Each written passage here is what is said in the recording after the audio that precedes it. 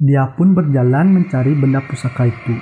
Jody yang ingin kabur dari tempat ini karena Jody melihat sekelilingnya banyak setan yang mengamati namun tidak berani mendekatnya. Sorot mata dari setan tersebut mengharuskan mengejar si... Hey, selamat datang di channel gua bersama gua Wistawan. Oke, sekarang gua akan menceritakan cerita horor dua pemuda yang tersesat di sebuah hutan Kalimantan Barat ya guys. Judul ceritanya adalah Menuju Negeri Gaib. Di sini ada dua pemuda, kita sebut saja mereka si Jeffrey dan si Jody ya guys ya. Mereka ini memang suka dengan hal-hal yang berbau mistis. Si Jeffrey adalah pemuda yang gemar mengoleksi barang-barang pusaka dan gemar belajar ilmu hitam karena ayahnya adalah seorang dukun ya guys ya. Kalau si Jody ini adalah anaknya penakut dan omongnya suka ceplas-ceplos gitu guys. Mereka berdua ini suka menjelajahi alam, apalagi ke tempat-tempat yang berbau mistis dan angker gitu guys. Pastinya mereka akan melangkahkan kakinya ke tempat tersebut. Oke, langsung saja kita ke ceritanya, let's go.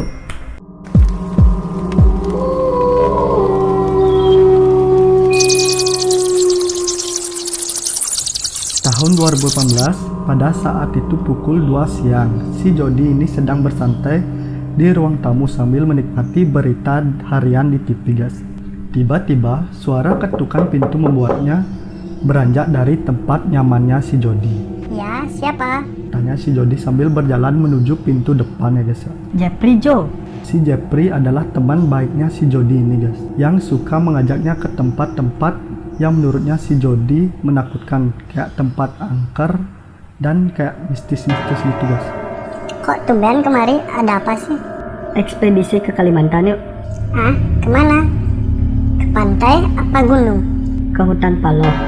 Ah, gila lu ya. Itu tempat angker, cuk. Udah, tenang aja, gak akan terjadi apa-apa kok, santai aja kali. Jody dan Jeffrey ini sudah puluhan kali berjelajah ke tempat-tempat angker gitu guys. Dan dia ini selalu bisa menangani masalah saat berada di tempat itu. Karena dia juga punya kelebihan untuk melihat hal yang tak kasat mata. Jeffrey pun pergi meninggalkan rumahnya si Jody. Setelah semuanya siap, akhirnya kami pun berangkat dari Jakarta ke Kalimantan. Sampai di Kalimantan, matahari pun hampir terbenam guys. Kami pun sudah sampai di depan hutan tersebut. Jody pun berhenti di depan hutan itu guys. Weh, tunggu dulu. Gua merasa gak enak nih. Tunggu sampai matahari terbit aja ya. Sudah, tenang aja, gak akan terjadi apa-apa kok. Aku ini lo belum nikah, Jap. Masih perjaka pula. Sayang sekali kalau gua hilang di sini. Jeffrey pun tertawa terbahak-bahak guys. Udah, ayo masuk, nanti keburu malam. Kami pun melangkahkan kaki kami memasuki hutan ini. Tak ada yang aneh memang saat perjalanan ini guys. Kami pun akhirnya mendirikan tenda dan masak untuk makan malam. Tiba-tiba si Jeffrey berkata begini guys. Di sini ramai sekali, lu mau lihat gak? Lu ini kalau bercanda itu tahu tempat dong. Jeffrey pun tertawa. Si Jody ini pun jengkel dengannya. Kami pun akhirnya mendirikan tenda di setengah perjalanan itu guys. Setelah kita makan tadi, dan kami pun akhirnya tertidur di sana guys. Karena lelahnya dalam perjalanan dari Jakarta ke Kalimantan. Gimana tuh jauhnya Jakarta Kalimantan guys. Nah, tepat pada jam 12 malam, suara berisik seperti di pasar gitu guys. Padahal kita itu berada di tengah hutan gitu. Dan tendanya si Jody dan si Jeffrey ini seperti digoyang-goyang membuatnya terbangun. Jody pun bangun kan, ada apa sih? Jody pun meriksa keadaan di luar. Terkejut Jody dengan keadaan tendanya. Banyak orang yang sedang lalu lalang seperti berada di kota itu guys. Jody pun langsung membangunkan si Jeffrey.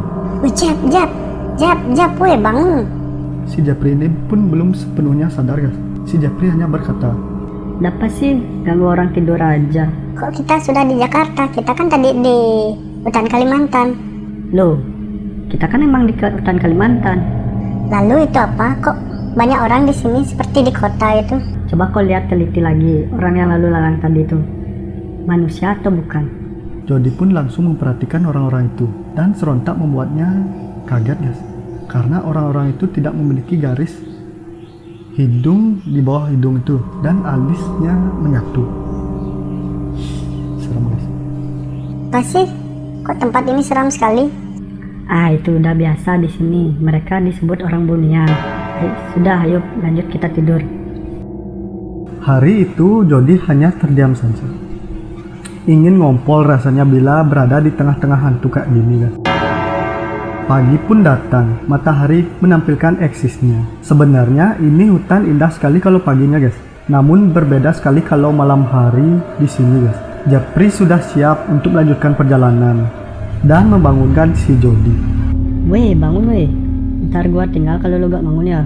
Japri tahu kalau si Jody ini penakut sekali guys, dan takut sekali jika dia ditinggal sendiri. Berisik lu monyet, gara-gara lu semalam gua jadi kurang tidur. Lo mau tahu nggak kenapa tenda kita digoyang-goyang tadi malam? Emang kenapa? Mereka tuh nyari ini. Japri pun mengeluarkan 2 keris dan batu akik. Jody pun hanya menggelengkan kepalanya. Karena kepemimpinan anak sekolah perlu bekal untuk berangkat sekolah. Dan Japri ini selalu membawa bekal ke tempat seperti ini guys. Katanya sih berbuat jaga-jaga. Memang kadang si Japri ini gila menurut si Jody guys. Jody pun membawa bekal yang tidak wajib gitu guys. Gak bawa apa-apa selain membawa rantang kayak buat untuk kayak camping gitu guys.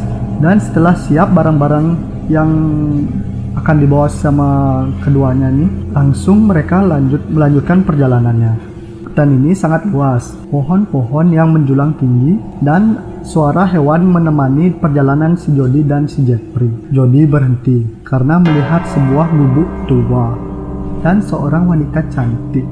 Jody langsung nampol punggungnya si Japri guys. Jap, lihat itu. Apaan? Lihat, coba kau tengok di sebuah batu besar itu ada gubuk tua dan wanita cantik. Lihat, gua mau melihat keberjagaan gua kalau melihat wanita itu, Jap.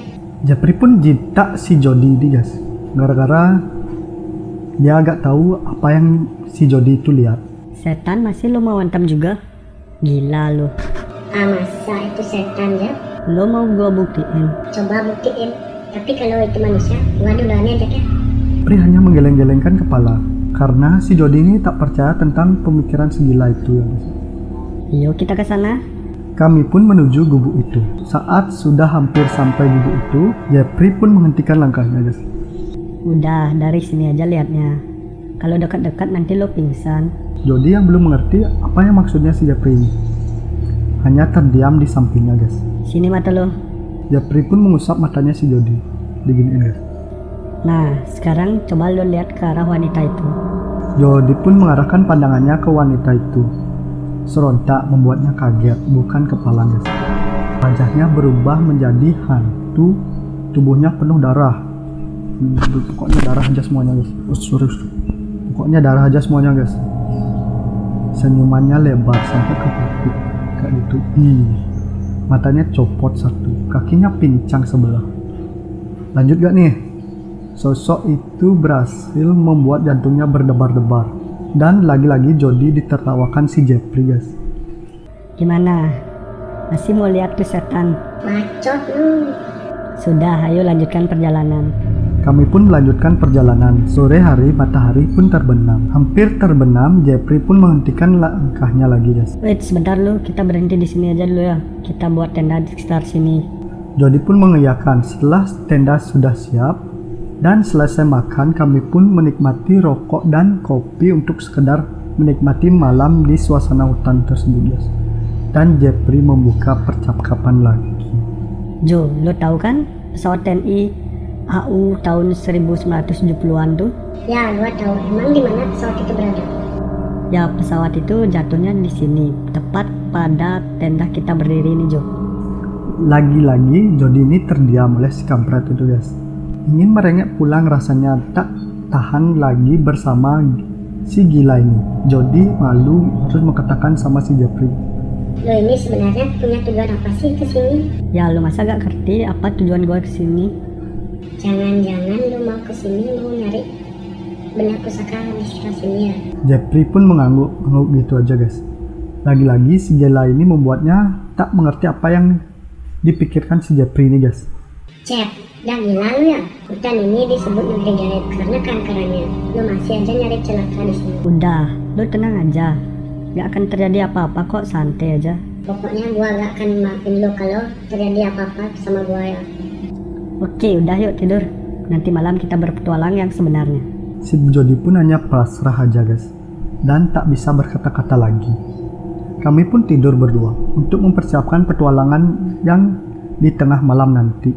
Jody akan tuntaskan negeri gaib ini. Rokok dan kopi sudah siap menemani alur cerita ini. Suara langkah kaki seperti langkah-langkah yang terdengar hingga membuatnya harus bangun dari tidurnya, guys. Si Johnny lihat si Jeffrey sedang duduk bersila dan memejamkan matanya. Kok gini, guys? Duduk bersila. Jody tak peduli apa yang sedang terjadi, guys. Tiba-tiba dia berbicara dengan mata tertutup. Oh, di sana rupanya. Kayak si Jeffrey ini sedang ngobrol sama roh halus itu, guys. Bodo amat lah, orang gila itu.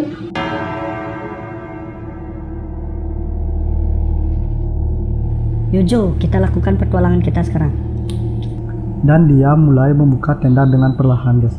Betapa terkejutnya Jody melihat kaum bunian yang sedang bekerja, berbelanja, dan berlalu lalang layaknya manusia di kota. Dan ini bukan lagi seperti di hutan, melainkan seperti di pusat pemerintahan. Jody yang bingung sekaligus ngeri karena banyak setan seperti pocong, kuntilanak, dan kuyang pun ada di sini. Bukan di sini, guys, di sana pokoknya di hutan Kalimantan itu, guys. Jody pun memberanikan diri dan berkata, Ini mah kacau, Jack. Gua mau pulang aja ah. Kita gak akan diganggu. Kan gua bawa bekal, jadi lu tenang aja deh. Bodo amat ah, mau lu bawa 1000 bekal kek. Gua bukan takut diganggunya, Jack. Tapi gua takut lihat penampakannya. Ya udah, lu tunggu aja di sini kalau takut. Ya udahlah, daripada gua mati di dalam tenda ini, mending gua ikut lu aja. Nah gitu dong, jangan cemen jadi cowok. Bacot lu, Jack. si Jeffrey ini selain gila, dia pun sombong karena punya ilmu hitam tersebut, guys. Ya udah, ayo kita ke istana negaranya. Apa emang setan punya istana negara juga ya? Nah makanya kalau mau lihat, ayo ikut. Jody pun memberanikan diri. Sebenarnya Jody sudah pipis dikit di celana akibat penampakan yang seram tersebut, guys. Kami pun berdua melangkahkan kaki menuju istana negara yang Jeffrey katakan tersebut. Tenda sengaja Jody tinggalkan agar bila tersesat ada orang yang mencarinya. Ada jejak dari tenda tersebut. Dalam perjalanan Jody bertanya pada Jeffrey, Memang kalau lu dapat benda pusaka itu fungsinya untuk apa sih, Jack? Banyak sekali kegunaannya, Jo. Seperti menahan serangan dari santet, membuat kaya si pemilik benda tersebut, dan bahkan disegani orang-orang. Setan pun takut bila melihat pusaka itu. Terus bentuk benda pusaka itu seperti apa? Seperti mahkota, Jo. Bagus pokoknya. Jody langsung tahu apa yang diinginkan si Jeffrey. Dia menginginkan mahkota dari raja negeri gaib tersebut, guys. Apa? Lu tuh mau ngambil mahkota raja negeri gaib ini? Ya, betul sekali, Jo. Jody berhenti. Yang ada di dalam kepalanya hanya kematian yang menunggu di depan. Si gila ini rasanya ingin kutusuk dari belakang, gitu kata si Jody, guys. Jody tak tahu lagi pemikiran si gila ini. Jack, mending lu urungkan lagi niat lu, Jack. Tanggung lagi dikit sampai kok. Dia pun berjalan mencari benda pusaka itu. Jody yang ingin kabur dari tempat ini karena Jody melihat sekelilingnya banyak setan yang mengamati namun tidak berani mendekat, guys. Sorot mata dari setan tersebut mengharuskan mengejar si gila ini. Maksudnya si Jeffrey, guys. Ah, bodo amat lah. Hilang aja sekalian, gak apa-apa. Si Jody ini sudah menjarah gitu, guys. Jeffrey pun berhenti dan menoleh ke arah si Jody, guys. Nah, sudah sampai di tempatnya, Jo. Coba lu lihat di depan situ. Jody pun langsung melihat ke depan. Pertama kali yang dilihat oleh si Jody adalah istana negara semegah ini ditambah prajurit yang tak punya kepala, guys. Muncullah raja negeri gaib itu dengan tubuhnya yang kekar serta menjulang ke langit, tangan yang menutupi baja kayak sedang membawa tameng itu, guys, serta mahkota yang berada di kepalanya, membuat badannya si Jody bergemetar. Ibu, aku ingin pulang, batinnya si Jody. Tiba-tiba sang raja itu berkata, raja berkata kayak gini, guys, untuk apa kalian ke istanaku? Jody pun yang tak tahan dengan semua ini lalu menjawab pertanyaan sang raja tersebut, guys. Ini lu temanku yang bodoh ini mau ngambil mahkotamu, raja. Jeffrey pun terdiam lalu raja menjawab, ambillah kalau kamu mampu dan kau harus siap dengan konsekuensinya. Jeffrey pun tertawa dan berkata, Oke, baiklah raja. Kemudian mulut Jeffrey komat kambing, muncullah sosok hitam legam yang dari belakang si Jeffrey. Ia bertubuh besar menjulang ke langit juga guys. Giginya bertaring menyentuh tanah. Lidahnya menjulur hingga ke perut, tangannya dan kakinya penuh dengan duri. Dia adalah kodam penjaga milik si Jeffrey guys. Terjadilah pertarungan hebat antara raja dan kodam milik si Jeffrey. Akhirnya Jeffrey mendapatkan mahkota tersebut. Akhirnya aku dapatkan juga mahkotanya. Namun tiba-tiba menjadi gelap gulita guys. Jeffrey menghilang bersama istana tersebut. Jody yang bingung setengah mati tak tahu harus bagaimana. Jeffrey, di mana lu? Teriak si Jody sambil ketakutan guys. Namun tak ada sautan dari Jeffrey. Tiba-tiba muncul cahaya putih yang membuatnya pingsan. Keesokan harinya Jody sudah berada di rumah warga desa dekat hutan tersebut. Warga desa menjelaskan bahwa Jody ditemukan di tengah hutan. Jody langsung mengingat kejadian semalam dan menanyakan keberadaan si Jeffrey, namun tak ada yang mengetahui si Jeffrey itu berada di mana. Akhirnya Jody putuskan untuk pulang ke Jakarta untuk mengabarkan kepada keluarga si Jeffrey ini guys. Langsung menuju ke Kalimantan ke Jakarta. Sampai di Jakarta, Jody tak langsung pulang ke rumah, lalu menuju rumahnya Jeffrey. Tok gitu guys. Seseorang membukakan pintu sambil tersenyum, yang membuatnya bingung setengah mati.